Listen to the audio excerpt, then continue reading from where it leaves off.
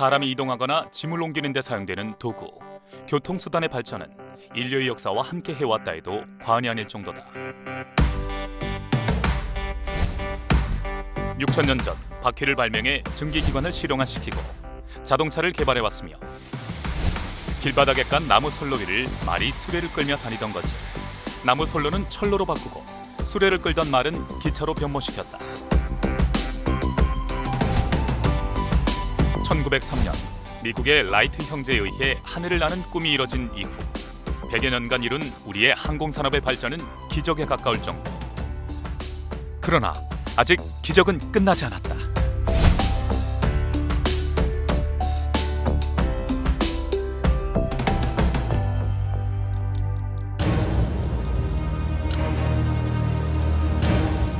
환경과 에너지가 전 세계적인 화두로 떠오르는 요즘. 우리 생활의 신속성과 편리성을 제공하고 있지만 동시에 지구온난화와 대기오염의 주범으로 지목받고 있는 자동차. 미래 산업에 있어 새로운 패러다임이 요구되고 있다. 화석연료의 고가를 목전에 둔 상황에서 기름 대신 물이 연료를 대신하고 배기가스 배출 제로를 현실화시키는 일. 과연 실현 가능한 이야기일까?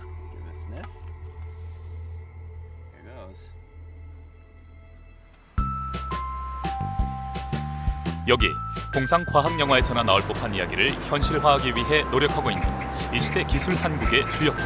그 첫 번째 주자가 있다. 그녀가 몰두하고 있는 것은 수소 자동차.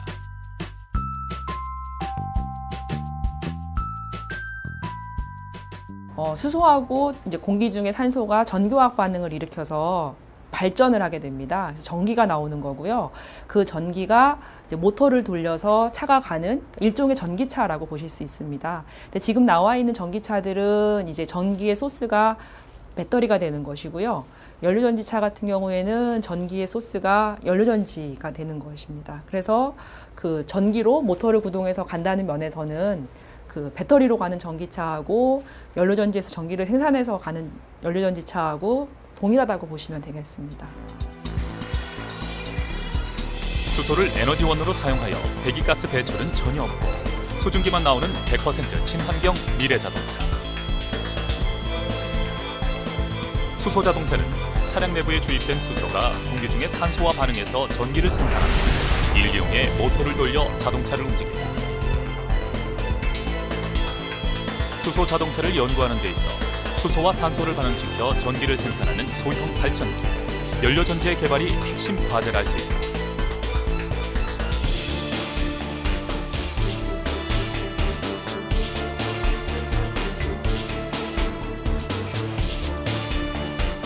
수소하고 산소가 반응해서 전기를 만드는 발전장치로서의 연료전지는 꽤 오랜 시간 동안 개발이 되어 왔습니다.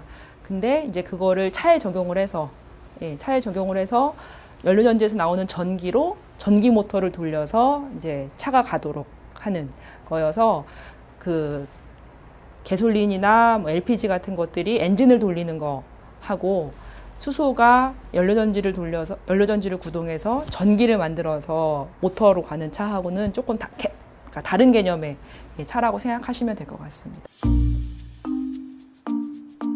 그렇다면 우리나라 수소 자동차 개발의 현 주소는 어떠할까?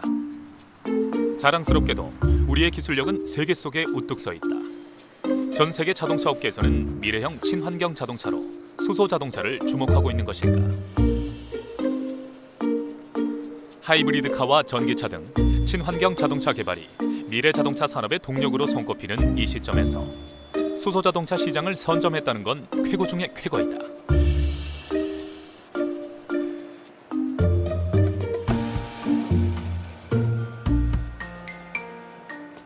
각국의 그 배기 환경에 관련된 자동차 규제라든가 또 신재생 에너지를 사용해야 되는 그런 비율을 증가하는 그런 추세들이 점차 증가하고 있습니다. 특히 미국과 유럽 같은 경우에는 공해 물질을 배출하는 규정을 정한다든지 아니면 전혀 공해가 없는 자동차를 일정 비율 이상 반드시 판매를 해야 기타 차량도 판매가 하는 등 이러한 규정들이 점차 가속화되고 있는데요. 그래서 모든 자동차 업체는 점차 친환경적인 그런 자동차를 생산하지 않을 수 없는 그러한 여건에 처해 있습니다. 저희 현대기아 자동차도 친환경 자동차 중에서 여러 분야, 특별히 또 하이브리드, 또 전기차, 그와 더불어서 수소 연료전지를 이용하는 그런 자동차까지 개발을 하게 된 것입니다. 우리나라 자동차 업체에서는 지난해 최초로 수소차 양산화에 성공을 거두고 2020년 수소차 대중화 시대를 선언하였다. 수소 자동차란 말 그대로 수소를 에너지원으로 운행되는 자동차로 수소를 연소하면 매우 적은 양의 질소 산화물만 발생할 뿐 다른 공해 물질이 생기지 않는다. 또한 수소는 지구상에 존재하는 거의 무한한 양의 물을 원료로 만들어내며 사용 후에는 다시 물로 재순환되기 때문에 고갈될 걱정이 없는 무한 에너지원이다. 연료전지 단위 전지가 있습니다. 그거를 수백 장을 적층을 하게 되면 이제 200에서 400V 이상의 전기가 발생이 되는데 그 전기를 이용해서 이제 모터를 구동하는 방식이기 때문에 그 발전부가 가장 중요합니다. 그래서 그 스택이 주요 핵심 기술이라고 보시면 됩니다. 많은 전문가들은 수소 자동차의 시장이 2015년 이후부터 본격적으로 시작되어 2020년이면 수소 자동차의 시대가 도래할 것이라고 전망한다. 이에 따라 우리나라는 이미 세계 최초로 수소차 양산화라는 커다란 성공을 거머쥐고 세계 속의 수소 자동차 시장을 선점할 만반의 준비를 끝낸 셈.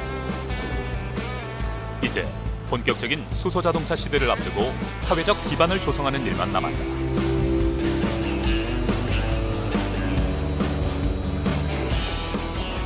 저희가 기초기술 측면에서는 아직까지 저희보다 앞선 그런 회사들도 있을 수 있습니다만 처음으로 양산 기술을 개발하고 그것을 실소비자에게 건넬 수 있을 정도의 자신감을 표출한 것이라고 할 수 있겠습니다. 지금 현재는 저희가 유일하게 전 세계 자동차 업체 중에 연료전지차를 양산하고 있기 때문에 단연 저희가 앞서가는 기술을 보유하고 있다고 말씀드릴 수 있고요. 지금도 그 미래 또 점차 심화되고 있는 경쟁을 대비해서 저희가 미래 기술도 함께 개발하고 있습니다.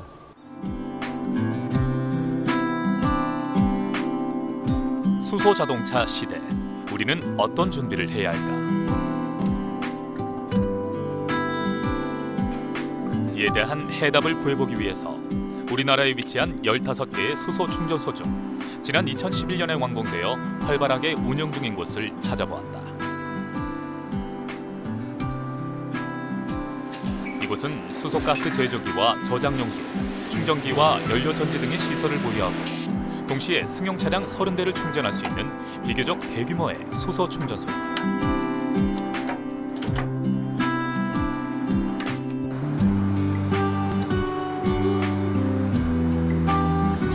가장 기본적인 안전장치가 다 되어 있습니다. 그래서 저장 탱크에서 불꽃 화염기라든지 아니면은 감지기 시스템이 다 돼 있어서 만약에 수소가 누출될 경우에는 바로 차단할 수 있는 밸브를 다 설치를 하고 있습니다.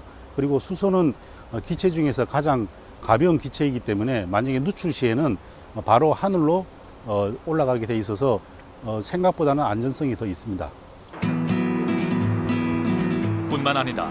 이곳 수소 충전소의 또 하나 괄목할 만한 점은 난지도 쓰레기 매립지에서 발생하는 매립가스를 이용해 수소를 생산하고 있다는 것.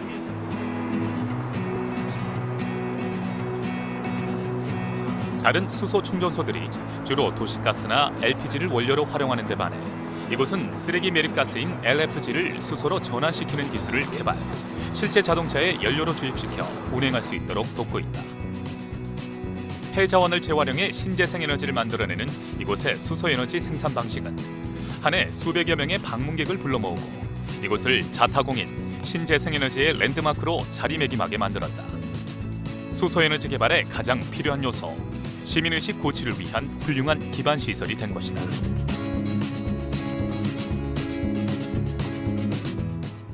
효율이 굉장히 높기 때문에 같은 주행 거리를 갔을 때 이산화탄소 발생량이 지금 가솔린 차에 비해서는 훨씬 적다는 게 일단 기본적으로 장점이고요.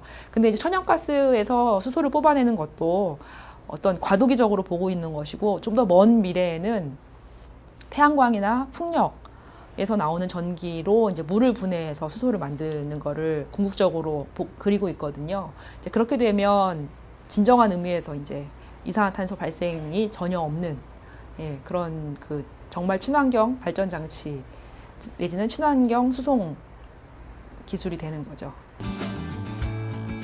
모든 미래과학 산업 분야가 그러하듯 수소에너지와 그를 이용한 자동차 운행은 아직은 가야 할 길이 멀다. 그러나 아무리 험하고 멀더라도 꼭 가야만 할 길이기도 하다.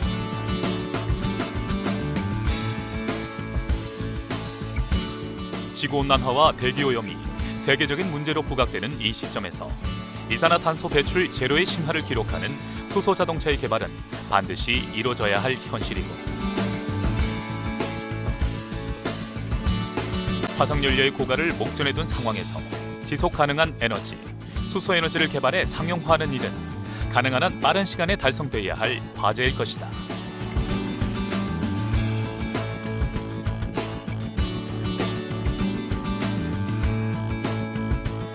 지금 연료전지 자동차를 상용화를 하기 위해서 가장 이제 해결해야 되는 큰 문제점이 가격을 낮추는 것입니다. 그래서 가격을 낮추기 위해서는 뭐 여러 가지 기술 개발이 동시에 진행이 돼야 하지만 연료전지 측면에서 보면은 가격에서 가장 큰 포션을 차지하는 게 백금 촉매이거든요. 그래서 백금을 사용을 하고 있어가지고 그 부분에서 이제 가격 기여도가 높아서 백금 촉매 사용량을 줄이는 내지는 대체하는 그런 새로운 소재 개발 쪽으로 연구를 진행할 계획입니다. 아마 향후에 한 2년에서 5년 사이가 가장 중요한 시기가 될 것으로 보고 있고요. 역시 저희도 지금 현재 나와 있는 자동차보다 더 앞선 기술을 보유하고 또 개발을 해서 그런 기술을 접목시킨 미래의 연료전지 자동차를 향후에 개발해서 선보일 계획입니다. 우리나라는 지난 2005년을 수소경제의 원년의 해로 선포했다. 온실가스 배출 제로의 친환경 자동차가 도로를 점령할 날이 이제 곧 머지않았다는 이야기. 그리고 그 이야기의 중심엔 대한민국의 기술 지역이 자리하고 있을 것이다.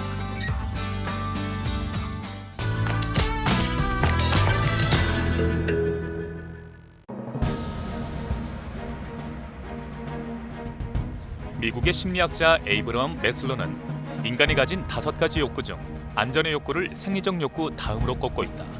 다시 말해 안전이 뒷받침이 된 후에야 비로소 풍요로운 삶을 설계할 수 있다는 것. 교통수단에 있어서도 마찬가지다. 아무리 빠르고 편리한 교통수단이라 하더라도 안전을 보장할 수 없다면 완벽하다 할 수 없다. 현존하는 교통수단 중 가장 안전하기로 손꼽히는 철도 역시 그 역사를 살펴보면 저변에는 안전성과 환경, 경제성을 기조로 하고 있다.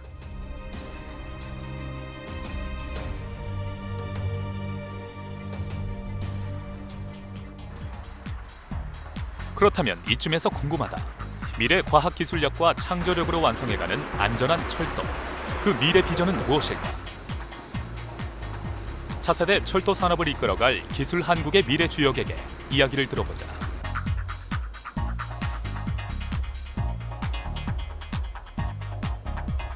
자기부상 열차는 이름 그대로 이제 자기력을 이용해서 부상하는 열차입니다.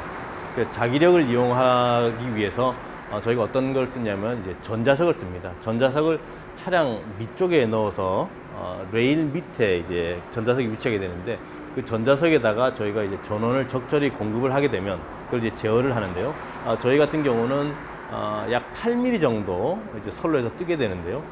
그렇게 전자력을 이용해서 부상해서 떠서 가는 그런 기차를 자기 부상 열차라고 합니다.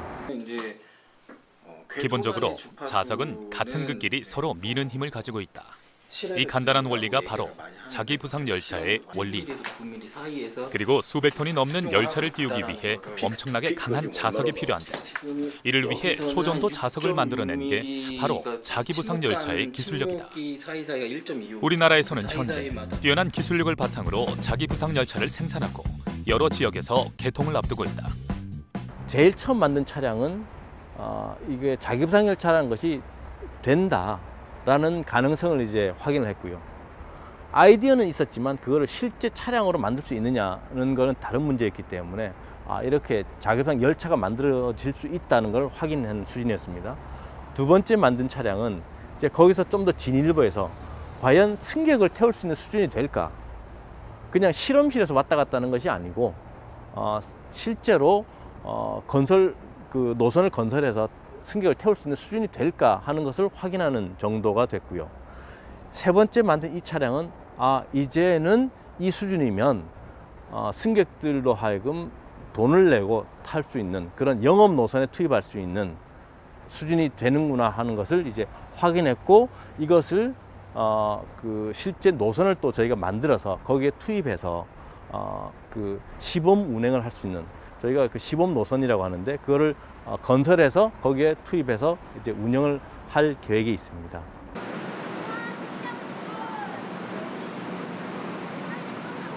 네, 우리 다 같이 지금 자기부상 열차를 탔는데, 네, 우리 자기부상 열차에 대해서 이름을 잠깐 먼저 설명을 해주려고 해요. 국내에서 개발된 자기부상 열차는 일반인을 대상으로 시험 운행도 하고 있는데 하루에도 수십여 명의 시민들이 함께하고 있다. 25년. 열차가 구부러진 게 보여 있죠? 네, 이렇게 빨라지고 있어. 대부분이 구간에 따라 다르거든요. 구간에 전에 그 곡선을 이야기했는데 곡선이 이제 코너를 도는 거잖아요. 그래서 이 열차가 도시형 열차인데, 도시형 자기부상 열차인데, 도시에는 보면 교차로도 많고 뭐 그러잖아요. 그렇기 때문에 교차로는 어때요? 그러면 이게 거의 90도를 꺾어야 되는 거죠. 그렇기 때문에 이 열차는 그 도시에 적합한 교통수단이다. 부드러워. 아무 느낌이 안 들어요. 일단 다른 기차는 좀 덜컹거림이 있거나 소음이 많이 나는데, 일단 자기부상 열차는 소음도 없고 좀 부드럽게 가서 더 편안하게 갈 수 있고, 또 속도도 이렇게 느리지 않고 속도 충분히 낼 수 있는 장점이 있는 것 같습니다. 자기부상 열차는 이제 크게 두 종류가 있습니다. 속도에 따라서 나누면 크게 두 종류가 있습니다. 시속 500km급 나오는 이제 초고속 자기부상 열차가 있고, 그다음에 여기 뒤에 보이는 저희 기기연구원에서 개발한 도시형 자기부상 열차가 있습니다. 도시형 자기부상 열차는 우리가 흔히 도시 내에서 볼 수 있는, 서울이나 부산에서 볼 수 있는 지하철들 있지 않습니까? 도시철도라고 하는데, 도시철도로 사용할 수 있는 초속도 한 100km, 80km, 100km 그 정도 급 되는 열차들입니다. 기존의 철도 차량과 달리 소음, 진동, 분진 발생이 거의 없어 보다 나은 삶의 질을 충족해줄 수 있는 친환경 미래 교통수단 자기부상 열차. 실제로 자기부상 열차는 승차감이 좋을 뿐만 아니라 소음도 평균 60에서 65데시벨 정도로 거의 미비한 수준이다. 또한 마찰에 의한 마모가 거의 없어 유지 보수 비용이 저렴하고 자석이 레일을 감싸기 때문에 탈선의 위험이 없다는 것도 장점으로 꼽을 수 있다.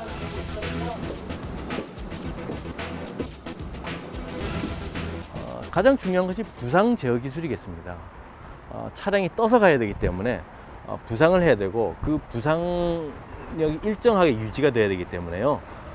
시속 110km까지 주행을 하는데, 저희 자기부상 열차가 시속 110km까지 주행을 하면서도 바람이 불 수도 있고 안에서 승객들이 막 왔다 갔다 할 수도 있고, 그래서 외란들이 막 발생합니다. 선로도 아주 깨끗하게 일정하지는 않고 선로도 조금 이제 약간 울퉁불퉁한 게 있고요. 그런 여러 가지 악조건 하에서도 항상 8mm 플러스 마이너스 3mm를 유지할 수 있는 것이 저희 부상 제어 기술인데, 그것이 가장 핵심 기술이 되겠습니다. 흔히들 정전이 돼서 자석이 힘을 잃거나 바람이나 강한 외부적 충격으로 차량이 추락하거나 전복되지 않을까 우려를 하기도 한다. 하지만 개발자들은 기술력으로 자신한다. 주행 장치가 8mm 가량의 틈을 갖고 선로를 감싸며 달리는 자기부상 열차. 원천적으로 안전성을 확보하고 있다는 것이다. 자기부상 열차의 장점은 친환경적인 교통수단입니다. 무슨 말씀이냐 하면 진동, 소음, 그다음에 분진 발생이 거의 없습니다. 굉장히 조용하고요. 안락합니다. 자기부상 열차는 워낙 차량이 조용하기 때문에 그런 것이 충분히 가능하고요. 이제 미래에 점점 더 환경이 중요시되는 미래에 있어서 철도 차량하면 이런 자기부상 열차, 친환경적인 자기부상 열차가 그 대안을 제시할 수 있을 거라고 저희가 이제 기대하고 있습니다. 안전성과 환경적인 부분에서만큼은 철도 분야 최고를 자부하는 자기부상 열차. 그도 그럴 것이 자기부상 열차는 자석으로부터 인체의 무해성도 검증받았다. 이는 자기장이 넓은 공간에 분포된 것이 아니고 승객이 접근하기 어려운 차량 하부에 붙은 자석에만 집중적으로 모여 있도록 설계되었기 때문. 이 또한 기술력이다. 일본에서 이런 자기부상 열차가 있습니다. 일본에 있는데 그 수준 이상이 저희가 된다고 생각하고 있습니다. 이제 앞으로 자급상 열차라는 것이 많은 시스템이 아직 세계에 등장하지 않았기 때문에 새로운 시장을 개척을 해야 됩니다. 그래서 저희는 굉장히 이제 블루오션이 될 거라고 이제 기대를 하고 있는데 그 세계 시장에 나가서 저희가 경쟁할 수 있으려 그러면 저희가 경쟁 상대를 찾아보면 일본밖에는 없습니다. 그래서 그 일본보다도 저희가 조금 더 기술력이 이제 앞서 있지 않나 이렇게 생각하고 있습니다. 소음, 진동, 충격과 회전으로부터 자유롭고 철가루, 고무가루, 분진 등이 발생하지 않는 친환경 운송 시스템.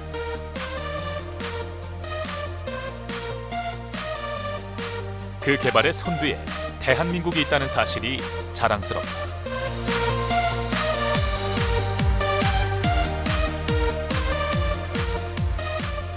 앞으로 더 그 세월이 지남에 따라서 친환경적인 교통수단에 대한 요구가 더 거세질 겁니다. 그래서 미래에는 도시철도 수요가 발생한다 그러면 이런 자기부상 열차가 그 수요를 만족시켜 드리지 않을까 이렇게 생각하고 있습니다. 미래 교통산업의 초석이자 친환경 교통수단의 대안, 자기부상 열차. 그 세계적인 성공 신화는 대한민국 기술 주역들에 의해 계속될 것이다.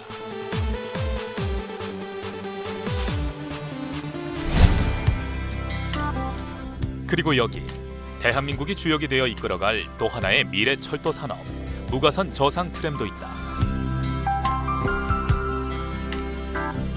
기존의 유가선 트램과는 달리 배터리를 충전해 달리는 무가선 방식. 한 단계 진일보한 기술력으로 완성한 미래형 운송 철도 수단이다.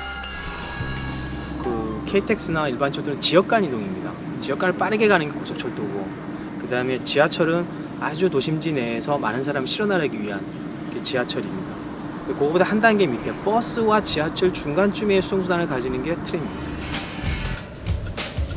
최대 200명까지 수송이 가능하며 최고 운행 속도 시간당 70km에 이르니 많은 전문가들은 트램이야말로 도심 내 교통수단으로 최적이라고 입을 모은다.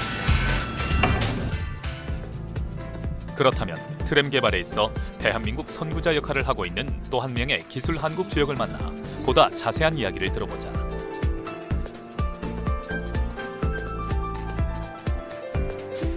무가선 저상 트램을 저희들이 2009년 12월부터 개발 착수했습니다. 이 무가선 저상 트램은 친환경적이면서도 교통약자들이 편리하게 차량을 승하차할 수 있는 그런 특징을 갖고 있습니다. 그래서 저희들이 앞으로 저희 후손들이 편리하게 이용할 수 있는 신교통 시스템을 개발했다는 데에서 상당히 자부심을 갖고 있습니다.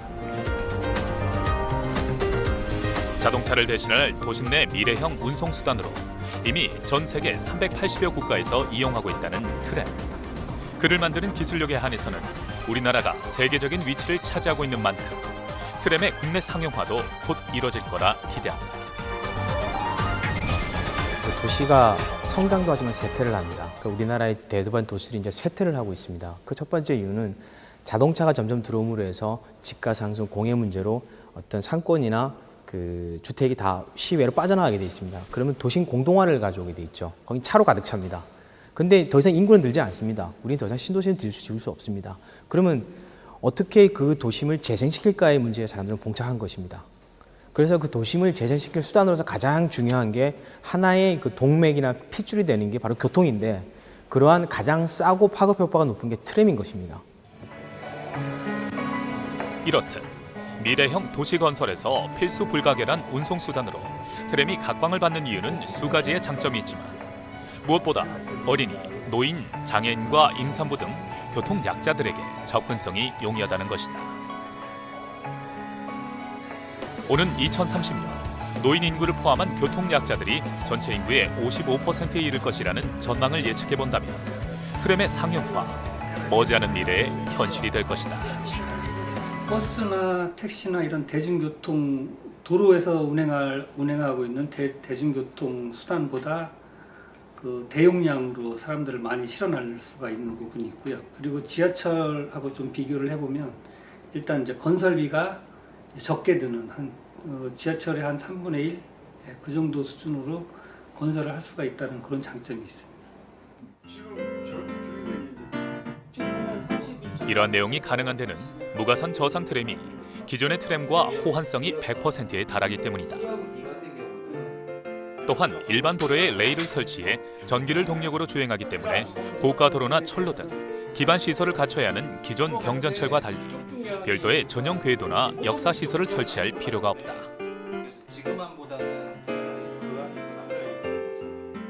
저상 트램은 그 차량의 그 바닥의 높이가 약 그 노면에서부터 350mm, 35cm 정도 되는 그런 높이입니다. 또 기존 철도와 달리 노면에서 다니기 때문에 상당히 접근성이 유리한 그런 장점이 있습니다. 이렇듯 무가선 저상 트램의 건설, 운영비가 저렴하다는 이유 때문에 현재 여러 지자체에서는 무가선 저상 트램의 도입을 적극적으로 검토하고 있다. 그렇다면 무가선 저상 트램의 상용화가 현실화된 시점에서 앞으로 어떤 노력이 수반돼야 할까?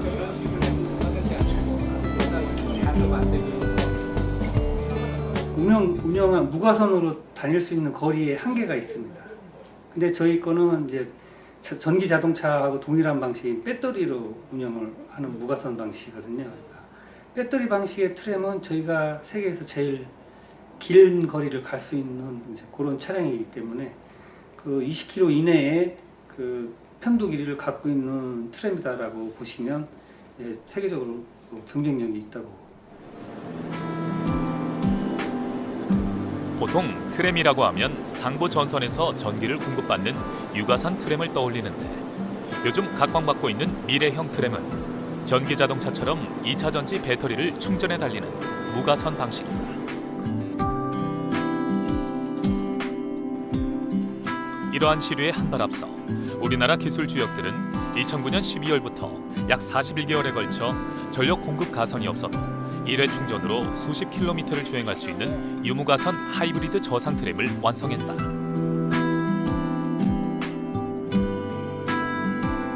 지속적으로 환경 친화적인 시스템이 무엇일까라는 걸 꾸준히 연구를 하고 개발을 해왔습니다.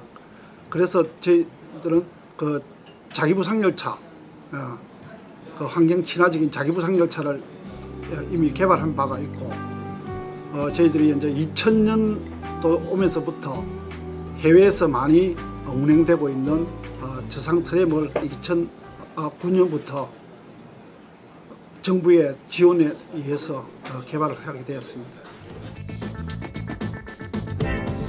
오랜 노력 끝에 맺은 열매는 달콤했다. 지난 8월 대한민국의 한 트램 제조업체는 터키의 유가선 저상 트램 38편성에 대한 공급 계약을 체결했다. 이로써 대한민국은 글로벌 트램 시장에 첫 발을 내딛게 된 셈. 그리고 이를 계기로 트램의 황금 시장이라 할 수 있는 중동과 유럽 시장을 공략할 수 있는 기회를 얻게 되었다. 대한민국의 무가선 저상 트램 산업, 화려한 청사진을 그려봐도 되겠다.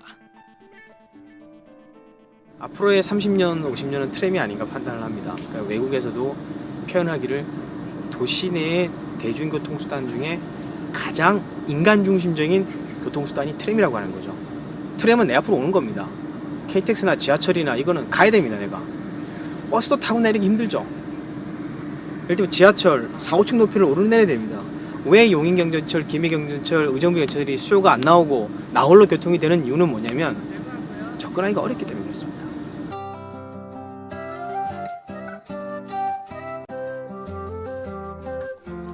미래형 철도 운송수단, 무가선 저상 트램의 시장은 무궁무진하다.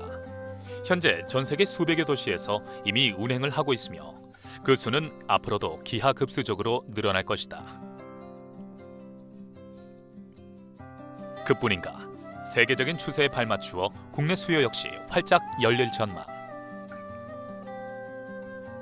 이러한 가운데 대한민국이 친환경 미래 철도 산업 분야에서 세계적인 기술력을 보유하고 있다는 건 무척이나 반가운 일이다. 노면 전차 활성화 법안 등 제도적인 지원이 바탕을 이룬다면 2020년 우리는 새로운 철도의 패러다임을 경험하게 될 것이다.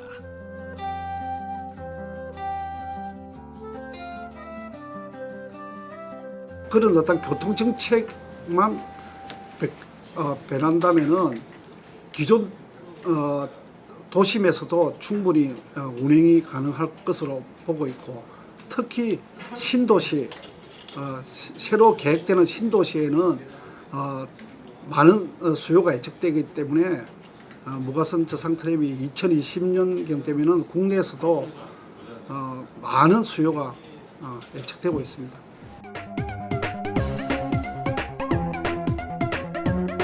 자기부상 열차, 무가선 저상 트램, 대한민국 미래 철도교통 산업 분야는 기술 한국의 주역들과 함께 계속적으로 점철될 것이다.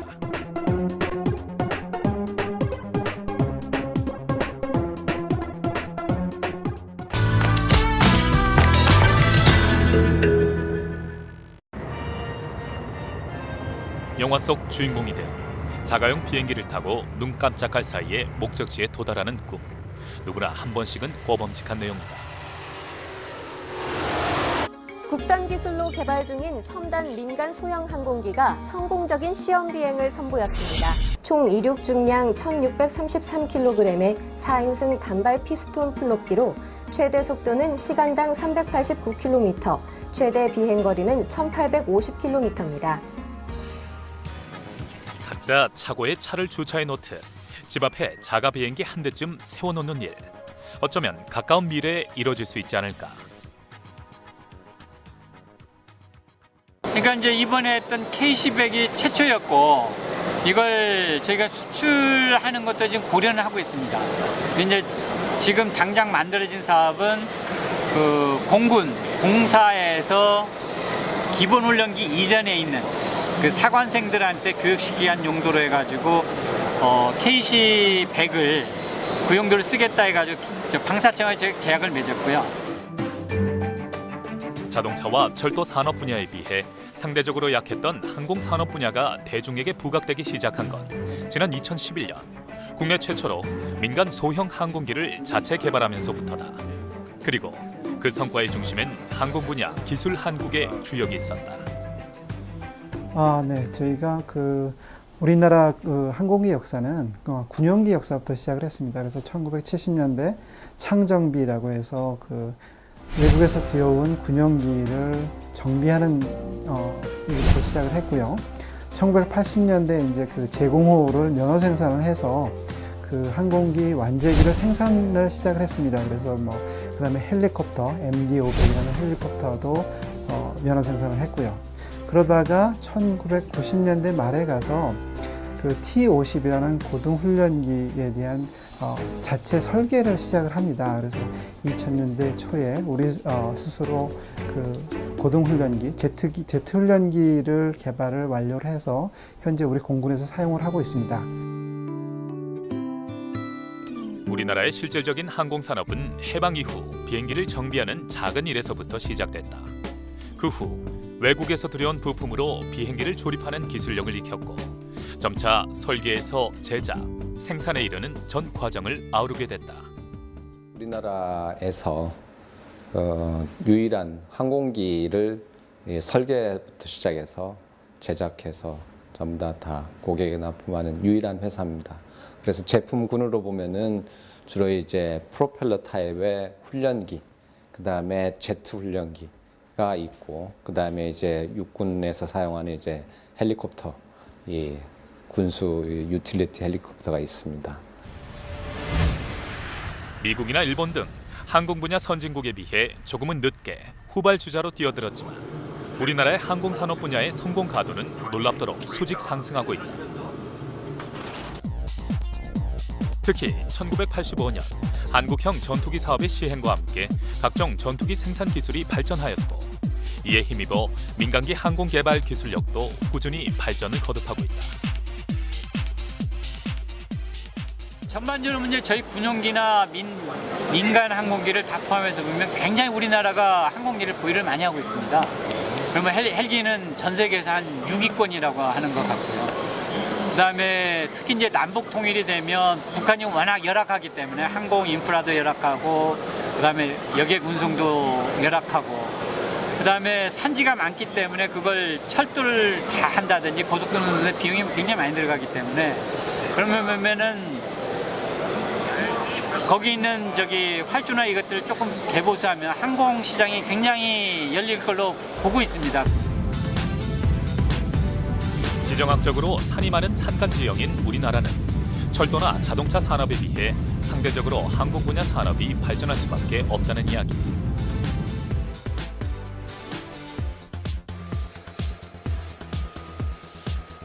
그리고 그런 이유로 우리는 사람과 화물을 실어 나르는 여객기, 그 중에서도 규모가 상대적으로 작은 중형 여객기에 주목을 해볼 필요가 있는데, 현재 우리나라는 한국우주연구원을 필두로 이 분야에 대한 다양한 연구 개발이 진행되고 있다. 특히 스마트 무인 항공기와 중소형 항공기 분야 개발이 활발하다.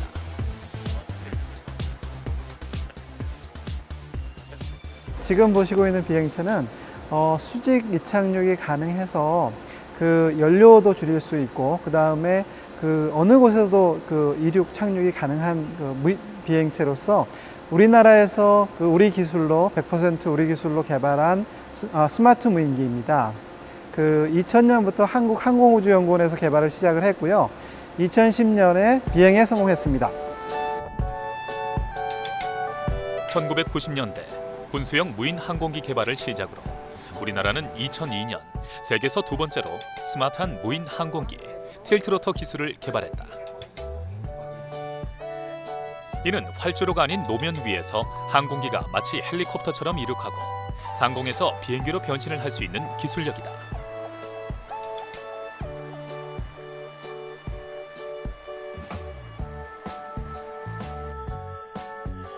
말 그대로 헬리콥터와 비행기의 강점만을 모아 완성한 항공기. 헬리콥터처럼 이륙하니 별도의 활주로가 필요 없고 시속 250km에서 비행기로 변신을 하니 헬리콥터보다 2배 이상 빠른 속도를 낼 수도 있다. 또한 200km 상공에서 항공 촬영을 할 수 있다는 것도 스마트 무인 항공기의 장점이다. 저희가 이 비행체를 개발한 이유 중에 하나가 그 도시에서 일반 사람들이 쉽게 비행기를 이용을 해야 되거든요. 그러기 위해서는 비행기가 인공지능을 가지고 스스로 이착륙하고 비행을 할 수 있어야 됩니다. 그래서 이제 그 보시는 비행체는 자기 스스로 이착륙도 가능하고 또 우리가 원하는 위치에 조종사 없이 우리가 원하는 곳에 명령을 주기만 하면 바로 비행할 수 있는 그런 인공지능화된 비행체라고 볼 수 있습니다. 앞으로 일반인들이 비행기를 소유하고 조종하는 데 있어 비교적 손쉽고 용이해질 전망이라는 것. 그렇다면 자가 비행기 대중화 시대, 그 꿈 같은 이야기가 현실이 되기 위해선 어떠한 노력이 동반돼야 할까? 먼저 비행기 중량을 줄여서 경제성부터 확보해야 한단다. 그러기 위해선 비행기 동체를 이루는 소재를 바꾸고 부품 개발을 이루는 것이 필수. 여러 이제 부품들은 말씀드렸다시피 뭐 에비오닉스 같은 게 있을 수 있는데, 그런 것들을 저희는 이제 IT 기술이나 이런 걸로 이용해서 상당 수준 이제 선진국에 근접을 해 있고요. 그래서 그걸 이용하면 그 엔진은 약간 다른 이야기 되지만 엔진을 제외한 모든 걸 이제 저희가 그 개발할 수 있는 그런 수준에는 근접해 있다고 저희 자체적으로 평가를 하고 있습니다. 민간 항공기는 최소 30년의 수명과 안전성과 경제성이 동시에 보장돼야 한다. 그러기 위해서는 비행기의 동체, 꼬리 날개 등 주요 구조물의 강도 안전성을 확보하고 무게를 줄여 운영 비용의 절감을 구현해야 한다.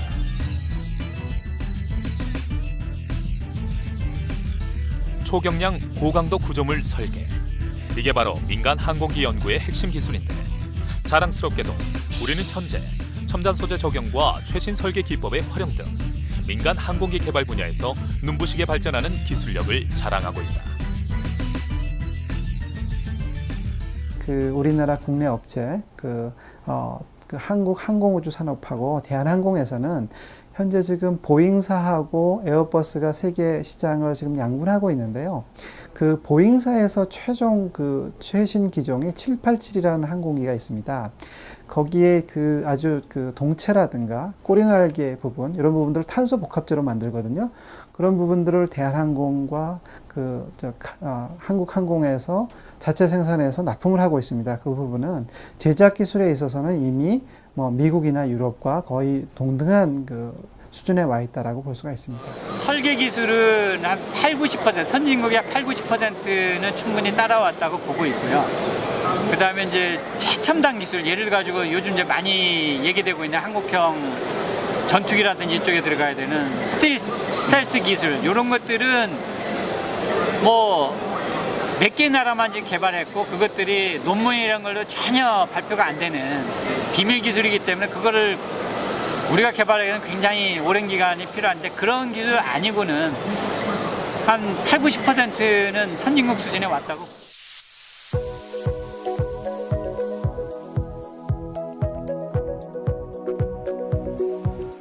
세계의 항공 산업 분야에서 명실공히 최고의 자리로 진입을 시도하고 있는 대한민국.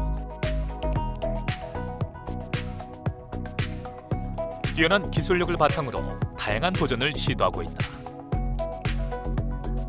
항공기 프로펠러에 그린색을 더한 친환경 항공기는 물론 국방과 농업, 통신중개, 재해관리 등에 유용한 스마트 무인 항공기와 사람이 타지만 알아서 척척 비행을 대신해주는 똑똑한 미래형 개인 항공기까지. 대한민국의 항공기, 다양한 모습으로 우리 삶에 한층 가까이 다가오고 있는 것이다.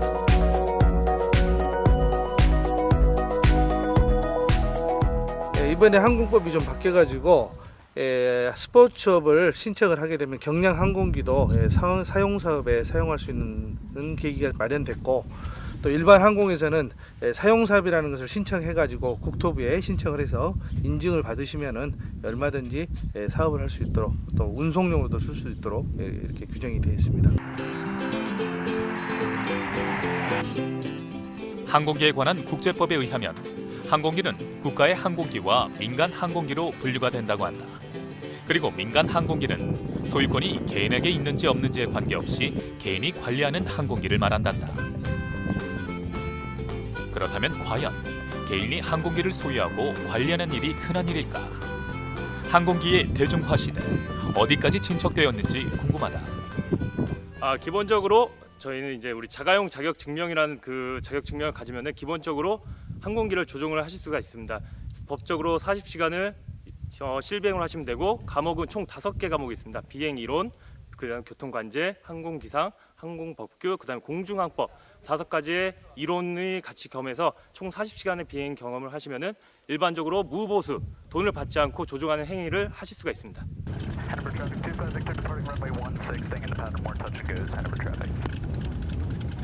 비행기 조종사 자격증뿐만 아니라 민간 항공기 대중화를 위한 법적, 제도적인 문제도 구애받을 게 없다. 2013년에 개정된 우리나라 항공법에 의하면 항공기를 소유하거나 임차하여 사용할 수 있는 권리가 있는 자는 이를 국토교통부 장관에게 등록을 해야 한다. 다만 대통령법으로 정하는 항공기는 그러하지 않다고 규정하고 있다. 말 그대로 등록만 하면 누구나 비행기를 소유할 수 있다는 거다.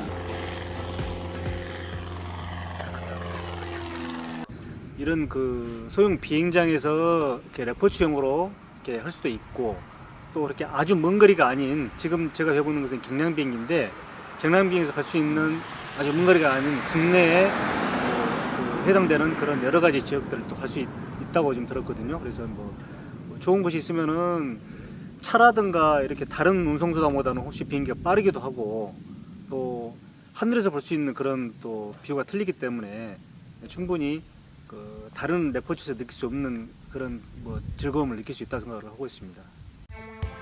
우리가 흔히 항공기라 칭하는 중형 여객기와 전투기를 넘어 스마트 무인기와 대형 여객기, 초음속기와 진을 보한 극초음속기, 민간 소형 항공기를 넘어 우주 비행기까지 발전에 발전을 거듭해온 항공 우주 산업. 앞으로 얼마나 더욱 획기적인 항공기를 선보일지 대한민국의 내일이 기대된다. 지금 수직 이착륙 무인기를 우리나라에서 개발했지 않습니까? 그런 부분들을 보다 경량화시킬 수 있는 기술이라든가 아니면 PAV 시대가 곧 열릴 것 같은데 그럼 PAV 시대에 걸맞는 안전하고 그다음에 보다 좀 값싸게 생산할 수 있는 그런 기체를 만드는 기술. 그다음에 이제 중형항공기 같은 분야에 있어서 우리가 지금 중형항공기 같은 경우에는 민항기 분야에서는 선진국하고 조금 그 기술 격차가 있는 것이 사실입니다. 그래서 빨리 그런 기술 격차를 해소를 해서 우리나라에서도 민항기 분야에서도 세계에서 좀 선진국과 어깨를 나란히 할 수 있는 그런 기술 수준을 갖추는 게 제 개인적인 바람입니다. 1923년 우리나라 최초로 하늘을 나는 꿈을 이룬 안창남 선생을 시작으로 대한민국 항공 역사는 그간 눈부신 발전을 이뤄왔다. 그리고 앞으로 더욱 큰 발전을 이룩할 것이다.